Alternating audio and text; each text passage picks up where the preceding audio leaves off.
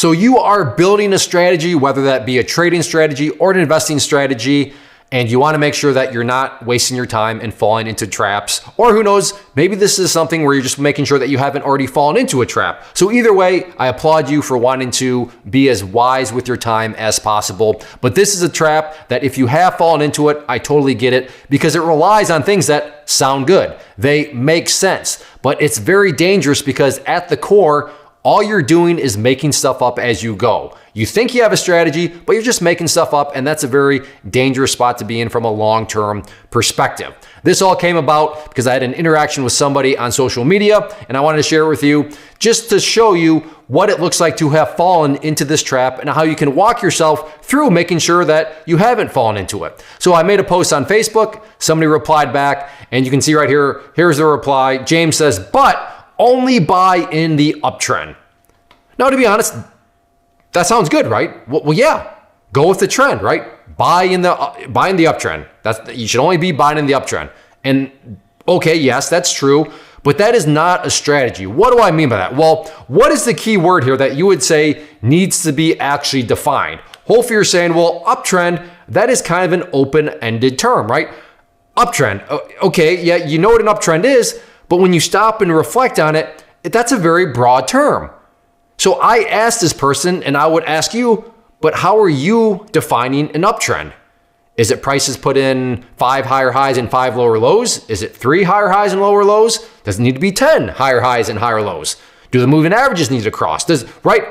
When is an uptrend? Because this whole strategy depends on an uptrend so that when you know how to buy.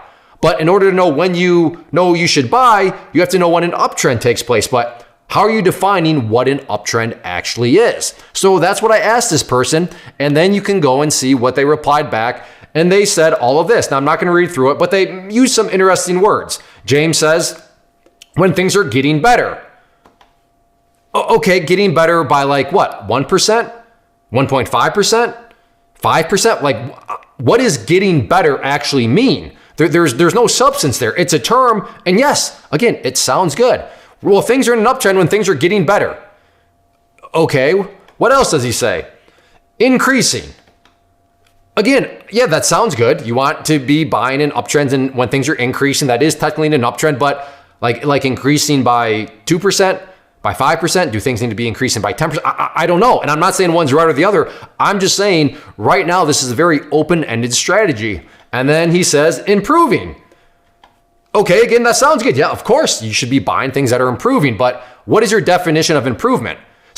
Would you say 1% is improvement, or does it need to be like 5%? Because 1%, well, that's barely a blip on the radar. Once again, not saying 1 or 5% is right or wrong. I'm just saying improving still leaves a whole lot of leeway. So my point here is this: do you have defined terms? Are you actually able to step back and defend your strategy with quantitative rules, not just more sound bites? And that's the ironic part here is when I ask define uptrend, all I get is more terms that are not defined. And how does your strategy match up with that? Right? And just so you know, Clay, well, because he did ask me, and I don't want to leave context out. He was saying, well, Clay, what about, because I gave him a few broad terms in my strategy, and he said, hey, Clay, how do you define things?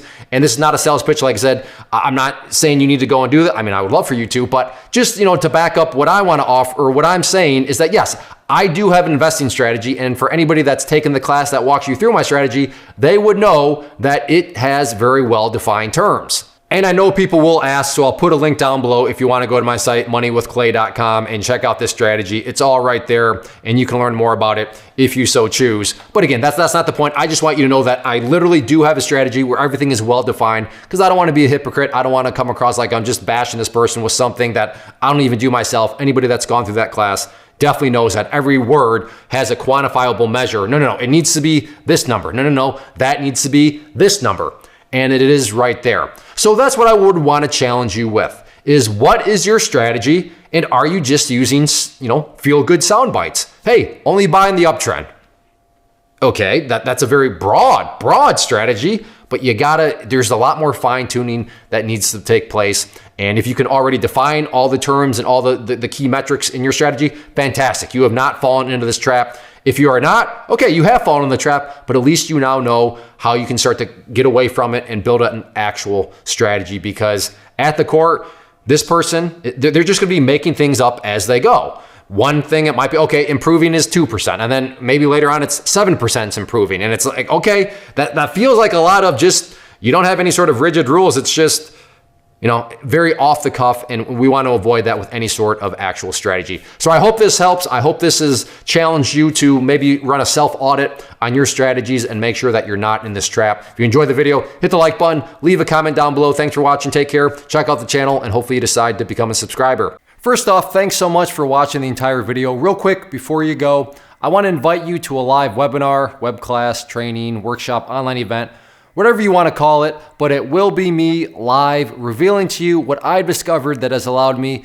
to transform myself from being an employee to being my own boss, including how I had only one losing day out of 73 days in total. I'm going to cover 3 keys that have helped me unlock profitable consistency within the markets. The first key is super weird, but in a productive type of way. The second key is super awesome because it quite literally is wired into our DNA as humans, making it very easy to use. But in a cruel way, this becomes a pitfall for many traders. I'll explain it all though, including how to avoid the pitfall that it creates for some. And yeah, the third key, when you hear it, sounds way too good to be true, but it's not, and I'll show you how it all works. Then at the end, I open it up for a question and answer session that is, again, totally live. Even if you can't make the live session, please still sign up, as it will be recorded, and you can go back and watch the replay that I will send you. Click the image on the screen or click the link down in the description box so you can get the date and time and claim your spot, which I should note is limited due to the fact that this truly is a live event. If you have any questions, let me know. If not, I'll be seeing you soon.